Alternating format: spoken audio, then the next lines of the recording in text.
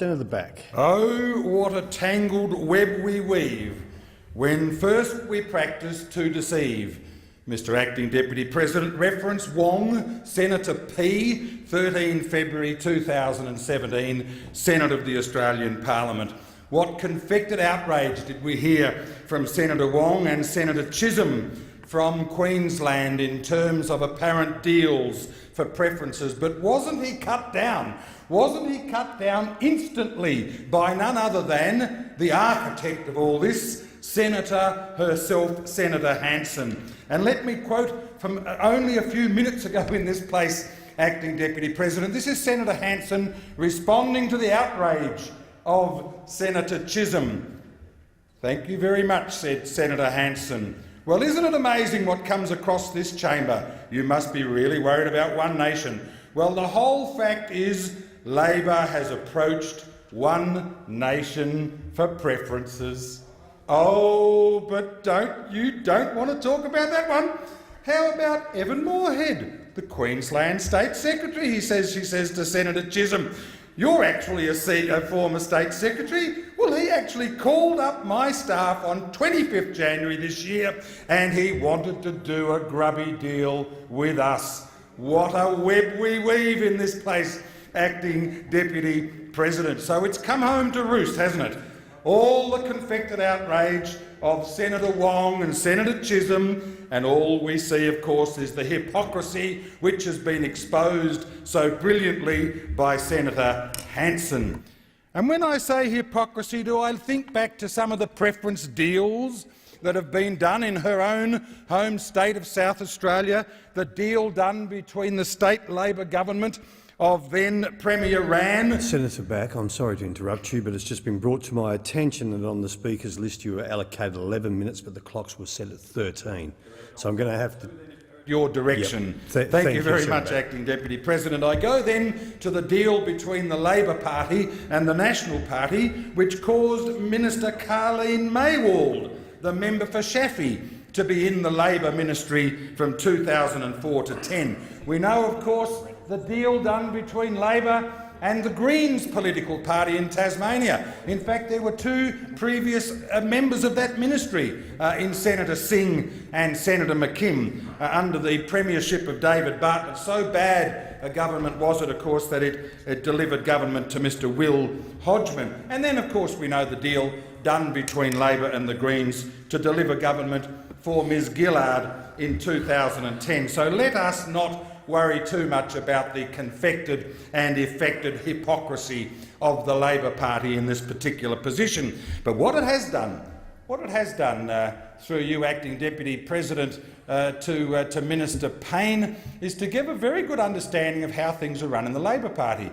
I mean, when I was there last, and I have been for some period of time, it's the Western Australian division, the Labor Party itself, the executive, that makes the decision. But we know, of course, out of the mouth of Senator Wong today, that the Labor Party nationally, of course, if it was a horse, you would say it was owned, trained and ridden by the CFMEU, and of course the poor victim of it is Mr Shorten. And we know that Mr Shorten, in his turn as the puppet of the CFMEU, directs the Labor Party in Western Australia. So we know how it happens in WA. Well, it doesn't happen like that in the Liberal Party in Western Australia. It is done, of course, by the state executive.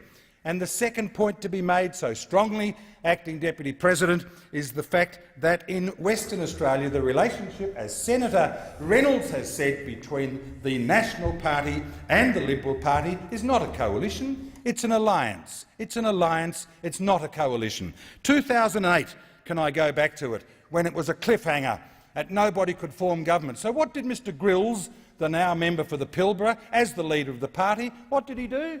Senator Reynolds knows. He entertained the possibility of forming government with the Labor Premier, Mr Carpenter. And we know, of course, because they're friends of mine, Tuck Waldron in Wagen, Max Trenorden in Northam, Grant Woodhams in Mora, Phil Gardner in the Midwest, all said we couldn't walk. Terry Redmond down in Denmark, we couldn't walk down the main street of our towns. So, Brendan, the leader again, if you decide to join forces with Mr Carpenter, we will cross over and we will form government with the Liberal Party. So don't be too concerned about all these things. We then, of course, go forward to 2010, when the National Party stood a candidate against a sitting member, and Mr Tuckey, and of course that led to Mr Tony Crook not coming to Canberra to represent the National Party at all. He sat as an independent for 2 years. He never sat, ever, in the coalition party room. He did sit with the National Party for a while. He never sat in the coalition.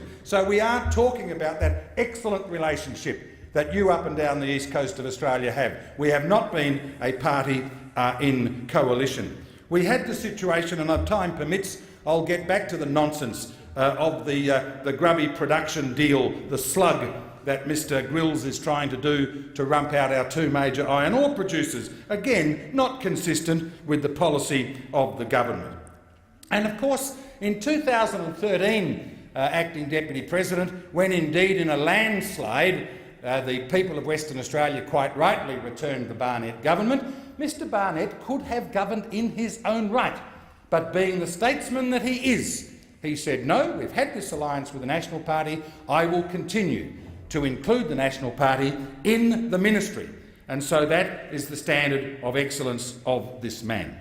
So let us then turn to what the actual arrangements are in Western Australia. Let me make these points very, very clearly. The first point is that the Liberal Party will preference the Nationals first in every lower house seat in which the National Party is running, but have promised the One Nation Party will not be placed last. So all of this outrage, all of this nonsense that's been going on, we have the simple fact of the matter that in those non-metropolitan seats in which the National Party is putting up candidates, the Liberal Party will preference them first. And the second point that must be borne in mind, in terms of history, for those who choose to ignore it, they're bound to repeat it. Let me tell you what did happen in 2008.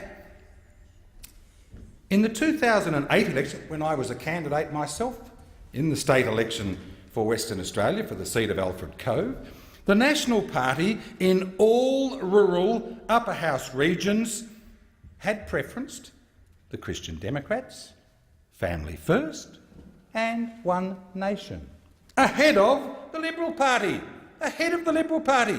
Where's all this confected outrage? And in 2013, both of our parties, the Nationals and the Liberals, preferenced the Christian Democrats, Family First, and the Shooters and Fishers ahead of each other. Nothing unusual about all this. But what have we done so that, of course, we can contest this election and hopefully keep out an underperforming what is now opposition, led by Mr McGowan and the recycled Ms Alana McTiernan, and if she gets another go? It is critically important. It is critically important, Senator Backett, even though the clock still says you have 2 minutes, I understand that your time has in fact expired, and I was advised you were aware of this. The clock was... Yes. I do apologise to you for that extra 5 seconds. I was just concluding. Thank you, Senator Backett.